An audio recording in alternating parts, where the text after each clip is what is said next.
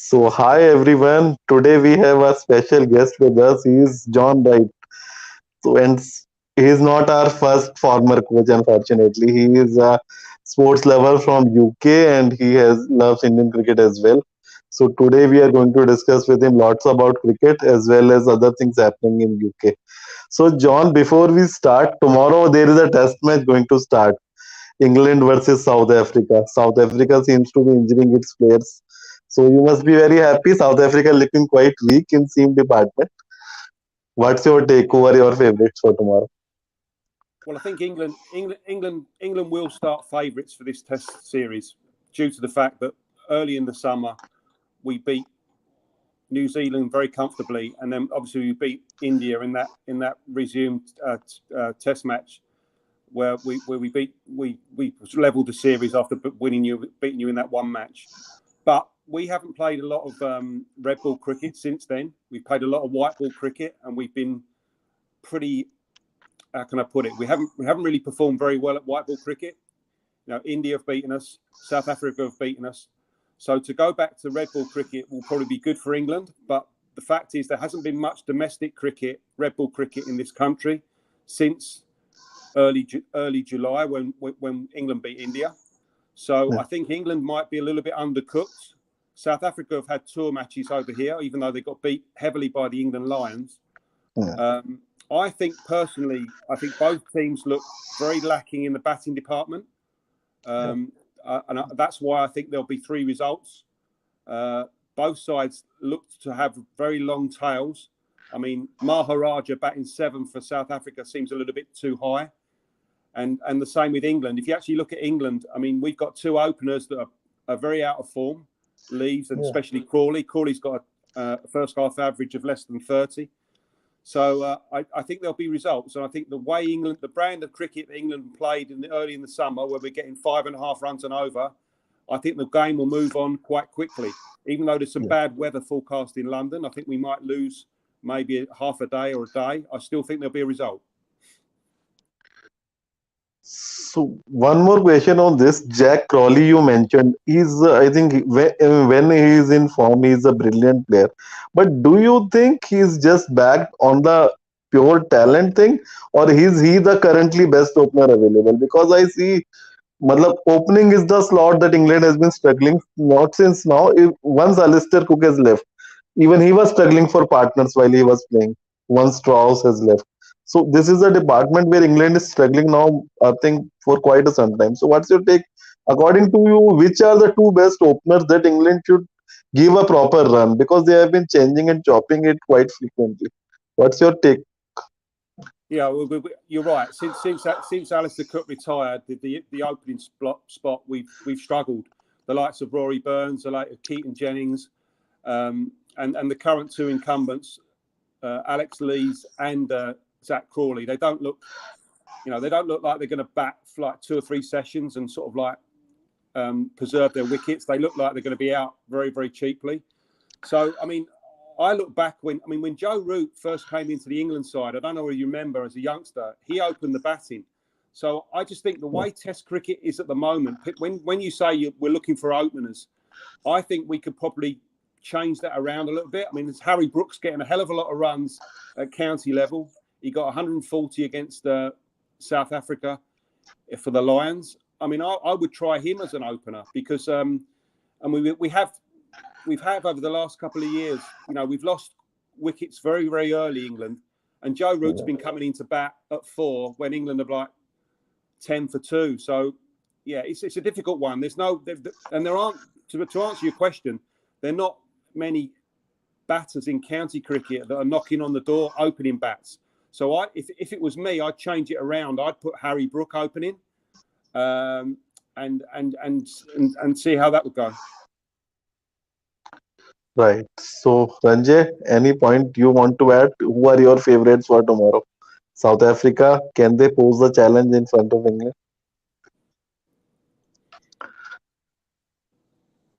Yes, they can, but I think England are ahead than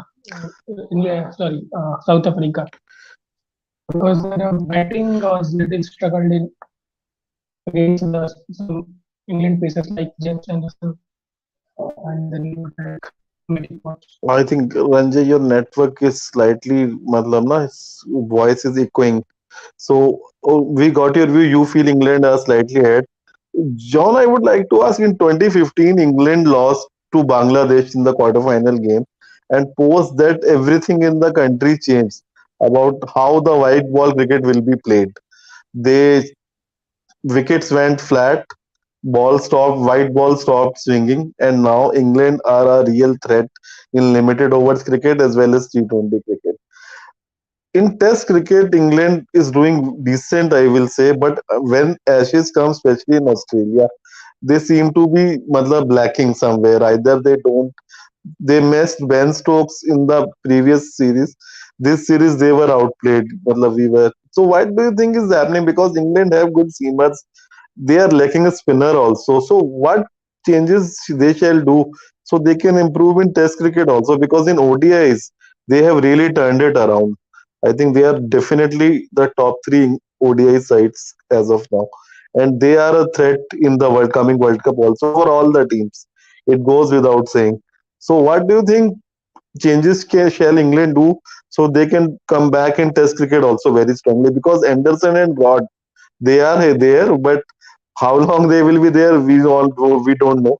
Then I think England may suffer in seam department also. What's your take on that? Well, I agree with you. I mean, if you look at England at home with the Duke ball, with Anderson and Broad, I mean, they'd be a challenge to any side in the world, especially in that first hour when the ball's like doing a bit. I mean, England. I mean, Anderson's almost unplayable in those situations. But I do take your point. When we go away from home, we are, especially in the subcontinent, we are very, very lacking. We don't cultivate spinners. I mean, Jack Leach. If you actually look at Jack Leach's statistics compared with someone like Ashwin or even Nathan Lyon, he hasn't even taken. He's a 30-year-old man. He hasn't taken 100 Test wickets, but he doesn't have the conditions in this country, and also the county system doesn't cultivate spinners. We don't have decent spinners coming through the system. We got a lot of white ball spinners. We seem to sort of like Adil Rashid. He's a very good white ball spinner, but we don't seem to cultivate decent Test match spinners. I mean, and when I say a decent Test match spinner, you want someone when it's not turning, the bowl stop and keep it tight. Jack Leach doesn't do that. I mean, he seems to sort of go for like 4 or 5, and when it's not turning, he seems to go out the park. So the captain possibly won't have confidence in him. So I think that's got to change. We need to be developing spinners, and we don't seem to give them a chance. I mean, I'll give an example. Like Matt Parkinson, for instance, over the last 2 or 3 years, has been in every single squad. Travelled to India, travelled to Sri Lanka, never really got a go. So I just think that's probably something that England have got to put faith in the spin department, especially now Moeen's retired. I mean, we've had Don Best and these sort of guys. We need to develop spinners, but that's hard in this country. So Vaishali, please add something. So do you think England is only lacking spinners, or they are lacking seamers also going abroad? I think as far as England is concerned, as of now, I feel they are very, very strong in the red ball cricket, considering all the new approach they have adopted. I feel they have just reversed their game. Like however they used to play in white ball cricket, they are playing now in red ball cricket. And red ball cricket, they are playing white ball cricket. So they have just reversed it. So as far as what I think is that they do like spinners. Jack Lee sometimes he goes very expensive, sometimes he takes the piper. He's not very consistent performer as of now. But what I feel is that they need someone deep down with someone like a great opening stand that they need. They've been failing continuously to get that.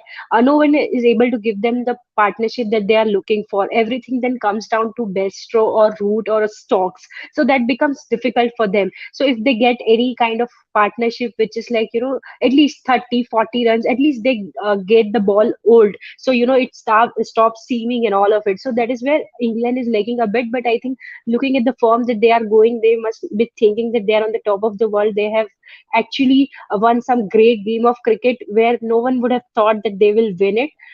So that's what I think about England. However, I do want to ask John this question, that this overhyped word which is going here and there about this baseball. What do you think of it? And having said that, South Africa has been given, or South Africa has got enough amount of time to come out with a approach to it, how they will encounter this or how they will actually approach this baseball theory from England. So, what is your take on that, John? Well, baseball, I mean, when you think about it, England Test cricket was in disarray up until this summer. So Brendan McCullum's come in and he's created this baseball mentality, where it's effectively it's white ball cricket being played in red ball cricket. They move the game along. They're going at 5 and over. Going back to the bowlers, before we go on to this, the bowlers, I mean, you've got to remember that England have got Mark Wood injured, Jofra Archer injured, Ollie Stone injured, Ollie Robinson's been injured a lot. I mean, he's come back now. He's on the fringe of getting to this team. So we have a lot of bowlers that are injured. So we have got bowlers that will come back. But when you're talking about baseball, I mean, I would reserve judgment on it. I mean, at the end of the day, we beat a New Zealand side at the beginning of an English summer, when England are usually very, very good because the ball tends to move around a lot in the early summer. And also, New Zealand hadn't played any red ball cricket at all, after COVID. A lot of the New Zealand stars had come from the IPL, the likes of Trent Boult, Williamson. They hadn't played any red ball cricket at all. So England caught New Zealand quite cold. And I'd also suggest that England probably caught India quite cold as well, because all the Indian players would have come off the back of the IPL. Okay, they had a couple of the games against Ireland pre the England Test match, but that wasn't ideal preparation. So I would suggest that England, everyone's going on about England. Oh, England are brilliant. England are doing well. They are doing well, but let's not go overboard. It is an English summer, and even if we do beat South Africa, I would reserve judgment on how England do. And I think you're right. It'll be when they play away from home in conditions that don't suit them, where you're not going to get a Broad and an Anderson taking fifers. You're going to have to be a little bit more creative. A spinner, a second seamer, and someone's going to have to bowl stock and keep it tight. And maybe that's someone like a Robinson that comes into the side and keeps it tight, because I think England, they always say with England, when the cloud cover's not there, I know I've got a lot of my friends on Twitter, Indian friends, that say Clouderson and all that, Anderson's only good when it's a bit of a cloud cover. And there's a lot of truth to that. So I think England away from home, that's when I'll probably judge baseball. At the moment, I think England have had it very, very good. They've been very, very lucky with the situations, and the opposition that they've played early in the summer were probably undercooked. India are undercooked with red ball, and so were New Zealand. That's a very interesting answer. We all are eager to see how England will perform out of their home. So, what do you think will be the result of this series? Like, any prediction you would like to make? I think there'll be 3 results. I think even I mean we've had a long hot summer here. There hasn't been much rain. It's probably going to break. There's probably going to be a bit of rain in London. I think Friday there'll be quite a bit of rain. We might lose probably half a day. But I think the way England are playing at the moment, they're playing very, very aggressive cricket. They're going at 5.5 and over for this English summer. But I actually believe that South Africa, just the contrast, the way they play, someone like, I mean, you know yourself, being Indian fans, that Dean Elgar was a thorn in your side when South Africa played India at the turn of the year. This sort of like never say die attitude, won't give their wicket away. I think South Africa will be quite a challenge for England, and I think if players like Dean Elgar, Aidan Markram, Van der Dussen, who I know he's more of a ODI player, but he can bat time, he can bat long innings. They're the sort of people that are going to have to stand up, and also Kisa Rabada. I mean, if Rabada's fit, I think the South African seam department, even though they're missing a couple, they've still got Ngidi, they've still got Jansen, they've still got Nokia and Rabada. That's quite good. And they could possibly, I mean, they won't in this test match, but they might go for two spinners. You've got to remember they've got Simon Harmer as well. He probably won't play he definitely won't play in this test. But South Africa could go two spinners at some stage in the series, which I think will be a big advantage as well. Simon Harmer is playing county for more matches than Jack Leach has played. He has been there for a decade now. Yeah. And there, one more thing, John. England and South Africa, as we know, various South African players have played for England.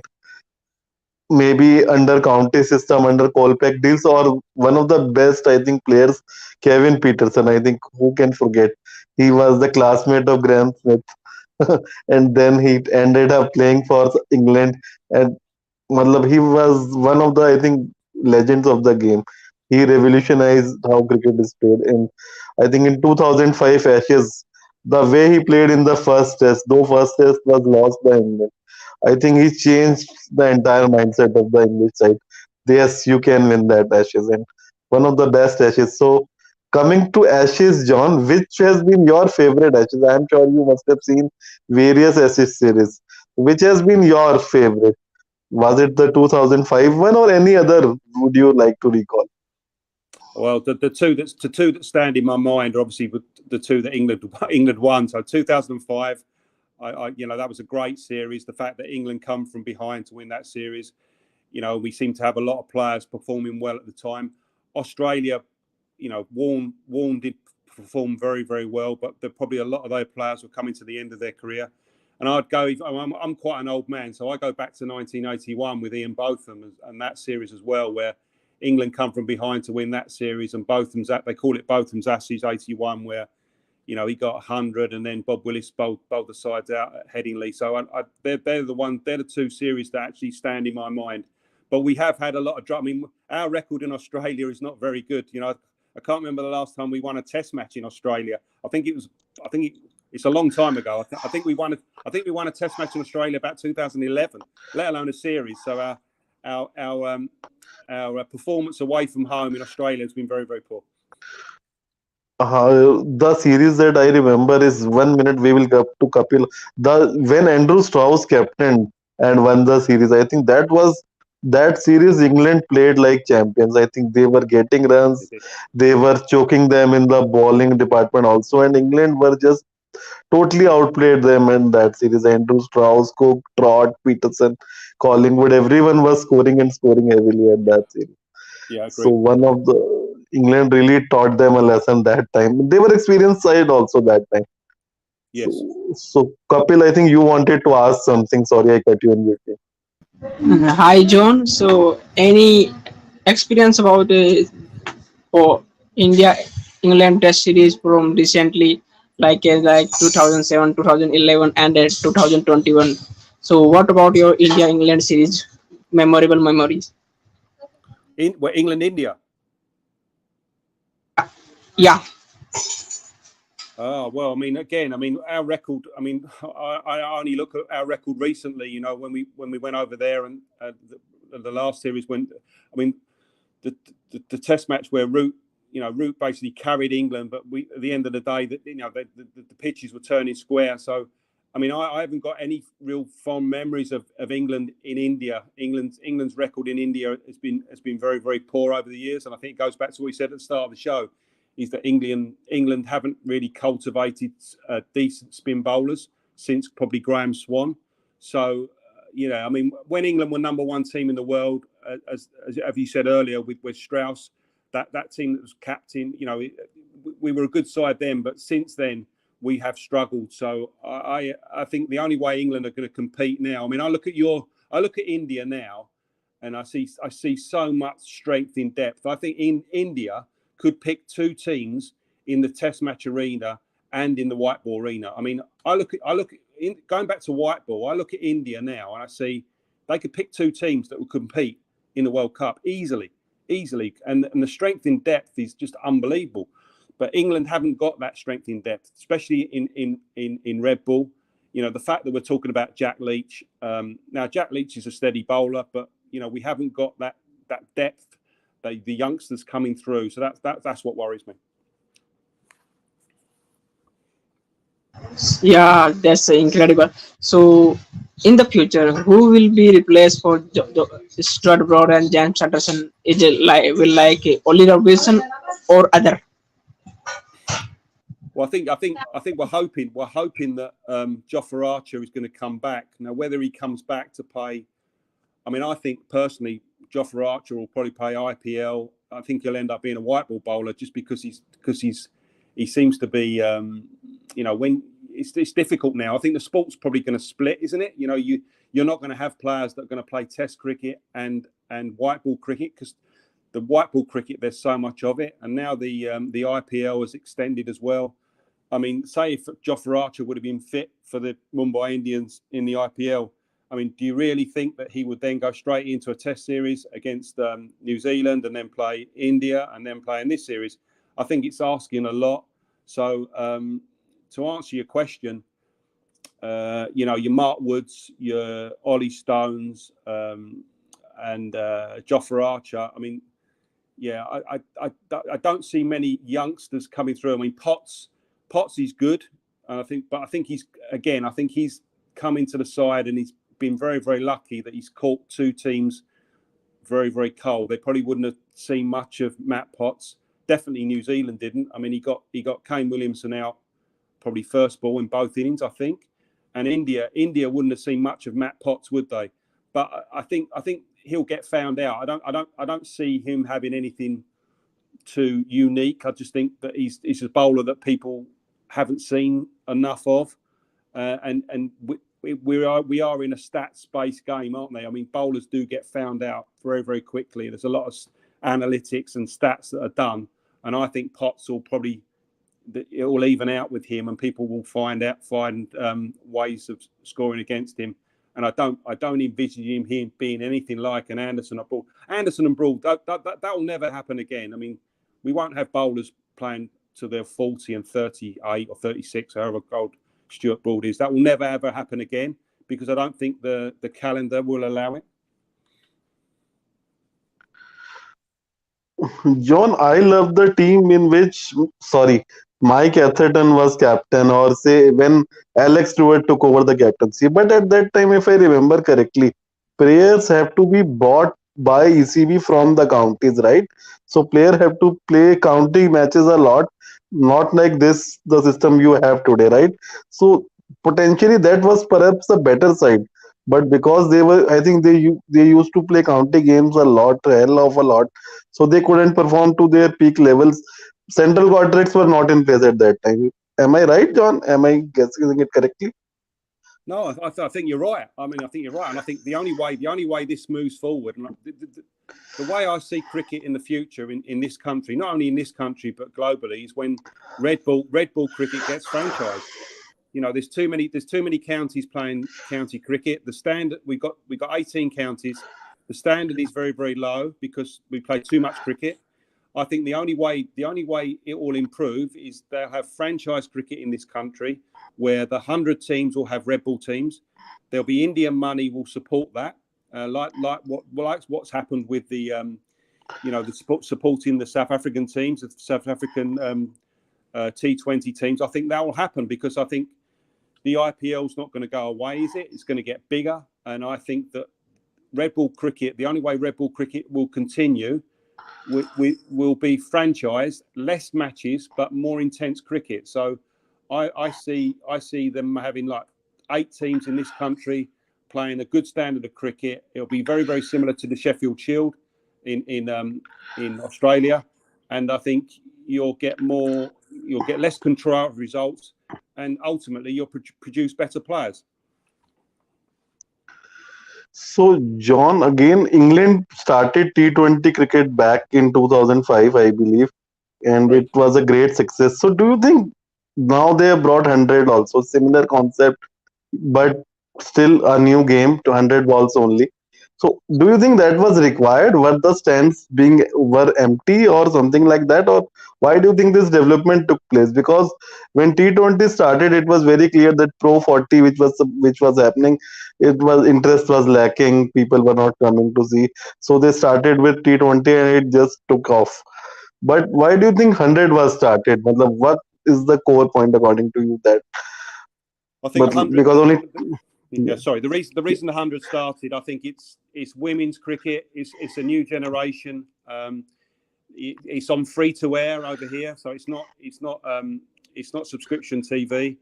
And also the way they've done it is they've done it in the school holidays, so a lot of families go to it. It's a different atmosphere. If you go to a 100 game, it's a totally different atmosphere than you would go to a Vitality Blast game, T20. It's just totally different.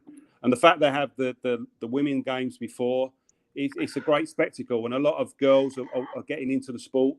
I think it's just marketed better, and I think also what I've said earlier, the less teams actually helps. So with the 100, they've got less teams. In the Vitality Blast, has got 18 counties. It goes on for a long period of time, and they cut down and they have finals day, and it's totally different atmosphere to the 100. So I think the 100's been a success.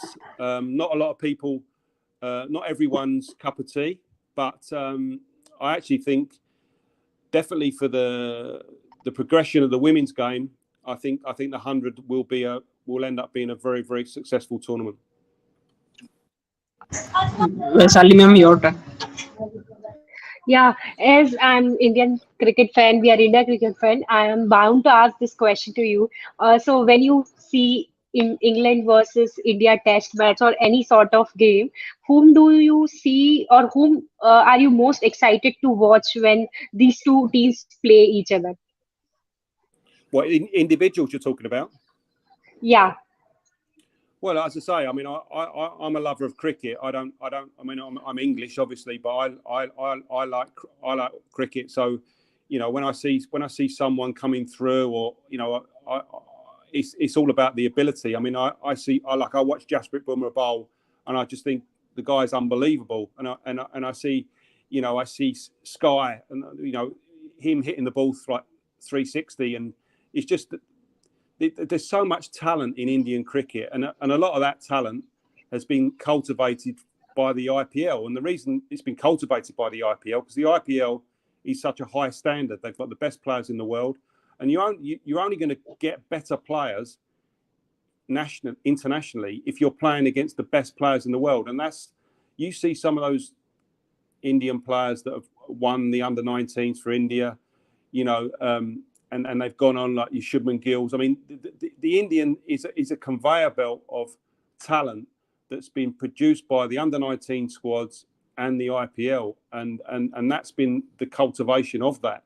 And I think England. So I'm a lover of cricket. So I love to see a new Indian player come on the scene. Whether it's a Sky, or it's a Washington Sundar, or it's Bishnoi, or anyone. I mean, I just think the quality of Indian side is so, it's just bottomless. I mean, you're getting some players there in that Indian sort of like peripheral that would walk into an England side but won't get anywhere near an Indian side. I mean, the fact that you've gone to Australia and you've, like 2 years ago, you've won at the Gabba with effectively a second, well, I say it's a second stringer, but you were missing a lot of stars, weren't you, in that particular series?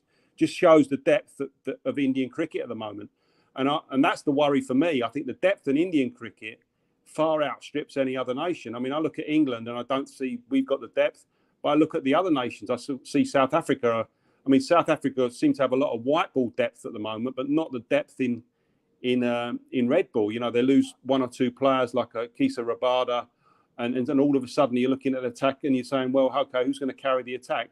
With India can afford to rest people, and they still bring people come through, like Harshal Patel, and all these sort of seamers. You've got seamers, you've got spinners, and it just seems to be bottomless. And when I see that, people like Ravi Ashwin is not going to get in the side, and you're going to go Jadeja, and you think to yourself, Jesus, but the talent is unbelievable. I know, John, you are short of time, so we won't take Yeah. much of your time, but ask two important questions. One is your prediction on Asia Cup, which is going to happen just 15 days after. And there is a lot of talk about Duke's ball being soft this summer entire. The ball got softer very quickly, and then it became really tough for the bowlers to control the spree of runs. So what's your take on both of these things? Do balls? Do you think they have gone softer this year, or is it just a, matlab, it is not actually the case? What is your take? No, tree. I mean, the Duke balls have got very, very soft. And I mean, I did a show the other day. We're talking about this series, and we were talking about globally run chases. Now, I mean, if you look at the history of Test cricket, usually the pitches will determine the runs that are scored. So you know, if a side scored 400 in the first innings, the chances of them getting 400 in the second innings would be pretty minimal percentage because the deterioration in the pitch and blah, blah, blah. But now you're seeing chases now globally. And the reason you're seeing those chases happen globally is because of the ball. And as you say, the ball goes soft. And all of a sudden, you know, like Bairstow and Root, when they knocked off those runs against New Zealand, suddenly the whole match changed on its head. And I think there's a lot to be said about that. I think it's a mindset thing as well. I don't think teams play for draws anymore. Back time, I think they've just got this white ball mentality because there's so much white ball being played. The white ball's come into the cricket now. I mean, turn of the century, Australia took it to a different level, didn't they? Scoring at 3.5, 4 and over. Well, now we're talking about 5 and over, 6 and over. So you know, if you've been set 300, 350 to win a Test match, that's not a big ask these days. So, I mean, if you look back in the history of the game, you'd say, oh, no one will chase down 350. But now, you know, they will do. And I think the balls have got a lot to do with that. Going on to the Asia Cup, I suppose, if you actually look at the two teams that I think will win it, you'd have to say India and Pakistan. Bangladesh, you know, Sri Lanka with Silverwood as coach, they might surprise. I mean, they might surprise a few people, but I think it'll be India or Pakistan will win that. So our questions are never going to end, John. So I would okay, please. Go ahead, Ranjay, go ahead. You can ask Ranjay, please. I think his network got stuck. So, John, Ranjay, are you there? Can't hear you. So I think his network. Ranjay, you can ask. Matlab, you are. Matlab, please continue, Ranjay.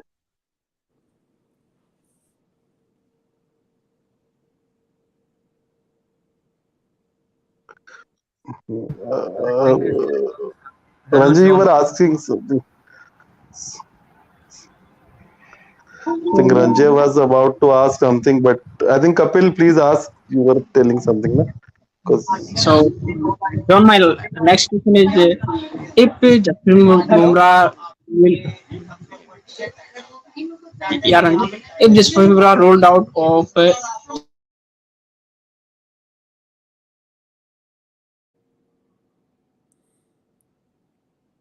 I think Kapil, your question couldn't go through. So Ranjay, you were either please ask again because John has to leave also now. So we are very. I can stay for a little while. It's no problem. Okay. Then so, Ranjay, you were asking something. You please ask. Then Kapil, you follow. I have two questions. This is about additional form and your return. Ranjay, you are not audible.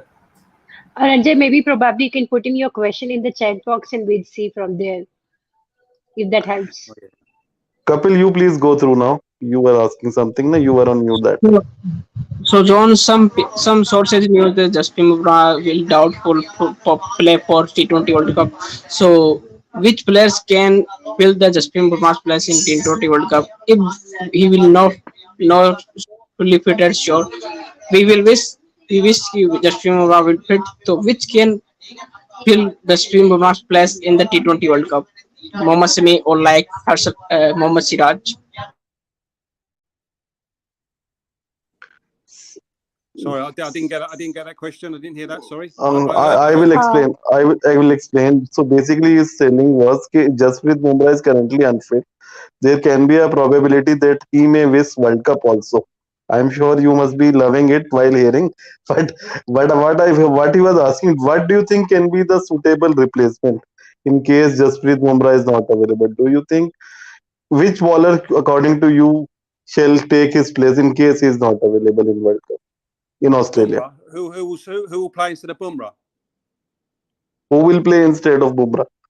Because he is currently injured, and there is a lot of discussions that he may miss World Cup also. What about Arshdeep? I mean, Arshdeep was quite impressive, wasn't he, against West Indies? Do you like him? I mean, I do like the idea of having a left armour. I don't know what you think. What you guys think? Arshdeep will be there. Will already be there in the squad, is what we think. In addition to him, in place of Jasprit Bumrah, he was asking whom do you think can replace him? Like he was asking the likes of Mohammad Shami, Siraj, or Harshal Patel. Whom do you think can be the probable replacement? We can't say replacement, but probably in the place of Jasprit Bumrah, because we are assuming Arshdeep Singh will already be there. Yeah, well, maybe they'll stick with the experience. Maybe they'll go, with as you say, with Shami. I mean, I'm not too sure about Siraj in white ball cricket. He seems to be a little bit inconsistent for RCB. Harshal Patel. I'm a big fan, but he seems to be a bit injury prone himself, doesn't he? Even though he's a very, very good death bowler. But again, I mean, you seem it's. Can India win a World Cup without Bumrah? Yeah, I think they can.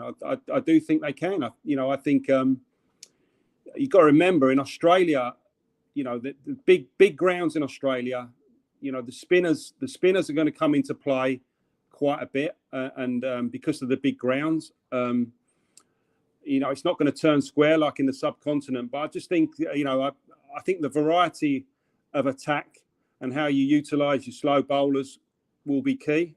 I really do.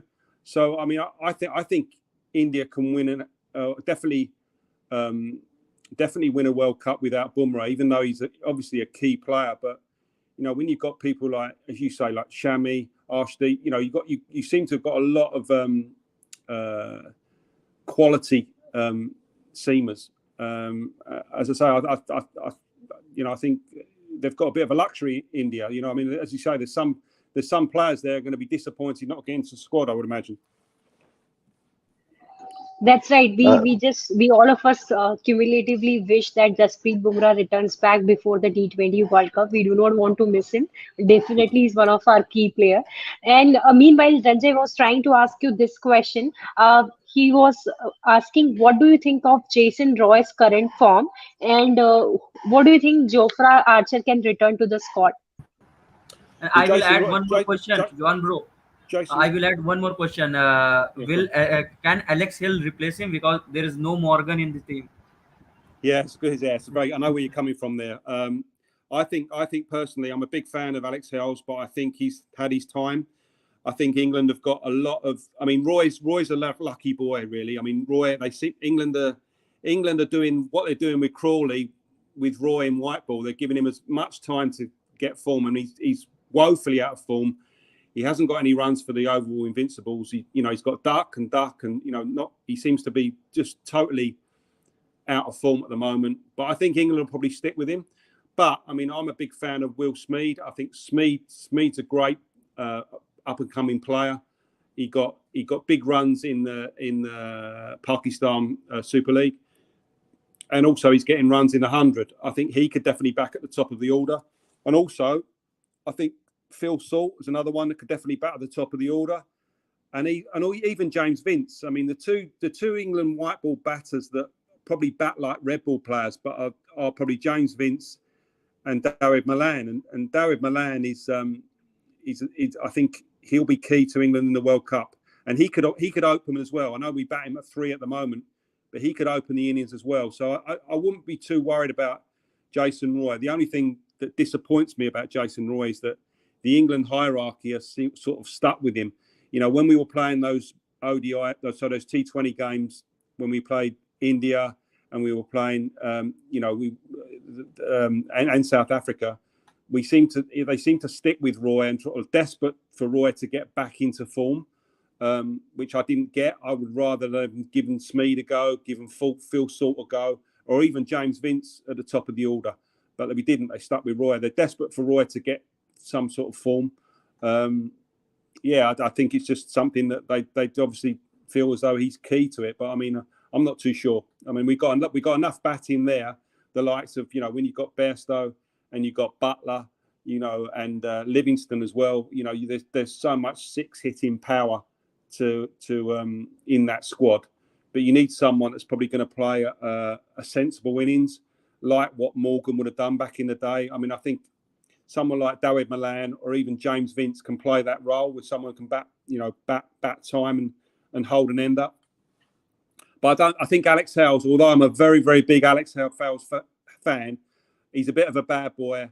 I know where you're coming from there. I mean, obviously he had the issues with Morgan, and now Morgan's not part of the captaincy. I think Morgan still has an influence on that team. You've got to remember that Owen Morgan, he's still quite close to it.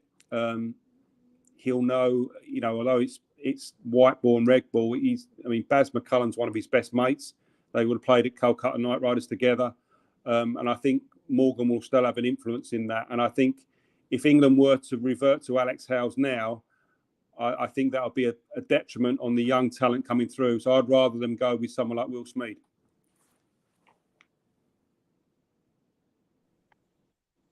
Right. So I think Prajwal, you were asking something, right? Yes. Yes. Hi, John. Hi. How Virat Kohli can come out of this? His poor form is going through very tough phase from his life. How he can come out of from this? It's interesting, isn't it? I mean, on Twitter, you hear, I sometimes I feel a lot of Indian fans are so desperate to get this 71st 100 in any form of the game, whether it be ODI or Test match. They seem to be obsessed by it. I'll be honest with you. I mean, his record. I mean, Virat Kohli's a superstar, absolute superstar. He's one of my favourite ever all-time cricketers. Absolute legend of the game. But I actually feel that maybe he should have retired from T20 cricket a little bit earlier. I mean, I know he's got an unbelievable record, but does he actually? With the depth of Indian batting at the moment, I mean, India have got ridiculous amount of batting in T20 cricket. Does Virat Kohli actually add to that? I'm not too sure.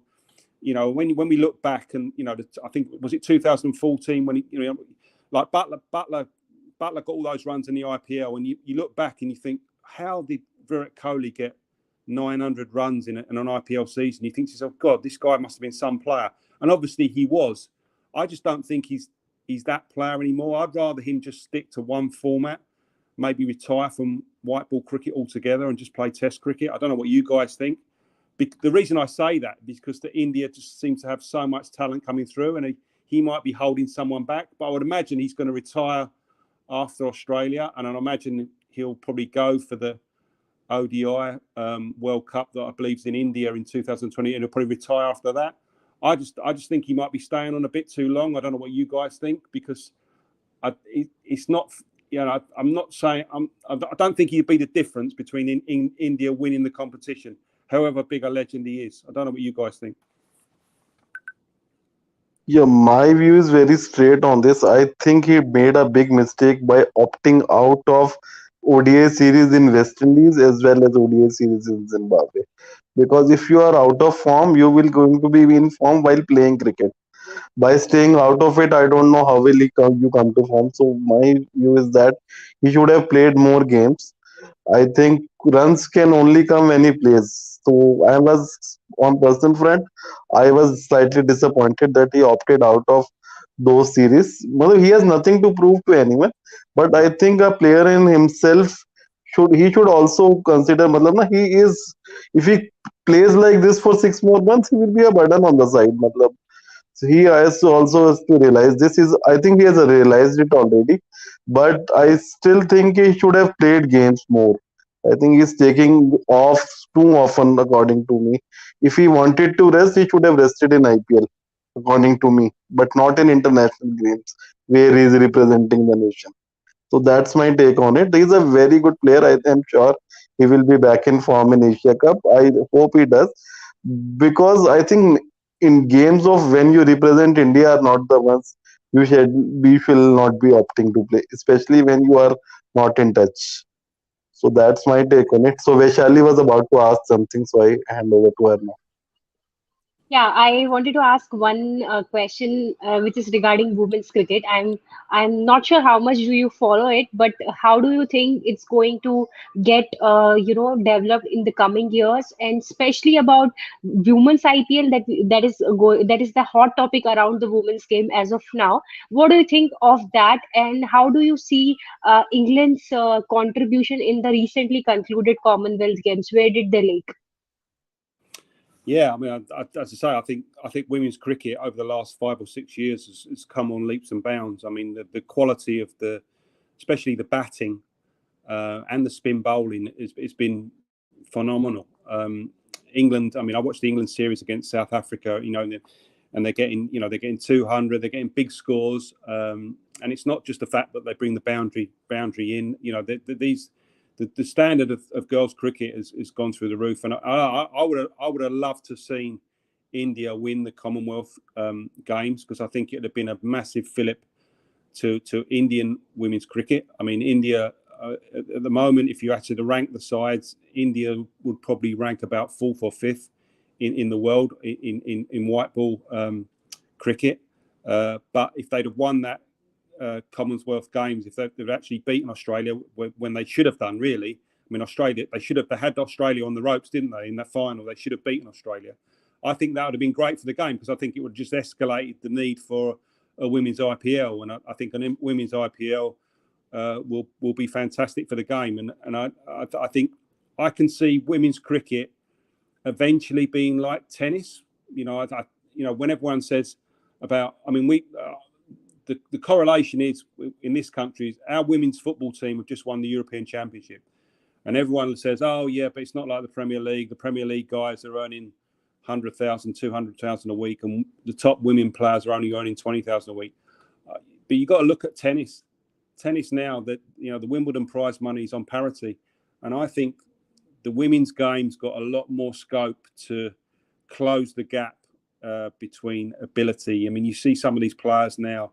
I mean, India have got some great players coming forward, and England as well. I mean, England have got a lot of strength in depth, and then you look at Australia, New Zealand, some really good sides. So I can see an IPL, a women's IPL happening, and I think it'll be great for the game.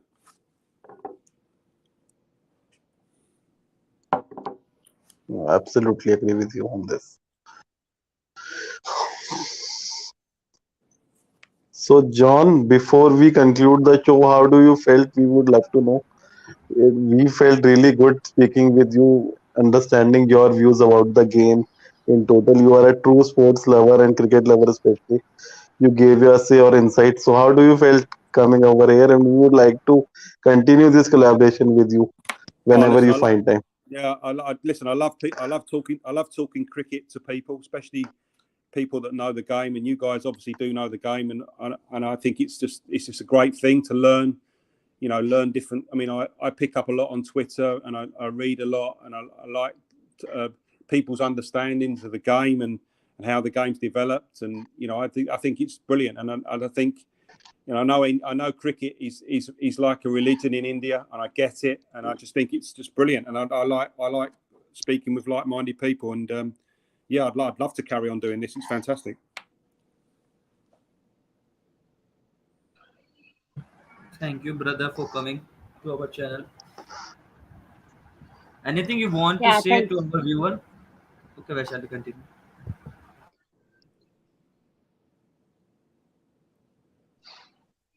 Yeah, John, you can please answer Aniket's question. Uh, Anything you want to say to our viewers? And as you've said, the feeling is likewise. We have actually enjoyed talking to you, knowing about how do you see the game of India, and how do you see your team. So it was great talking to you. In the end, if you would like to say a few words to our viewers, and then we would like to conclude this. Thanks a lot. Thanks for having me. Appreciate it. I really enjoyed it.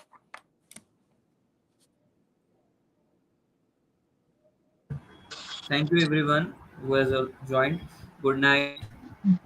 Thanks, John. Thanks everyone for watching.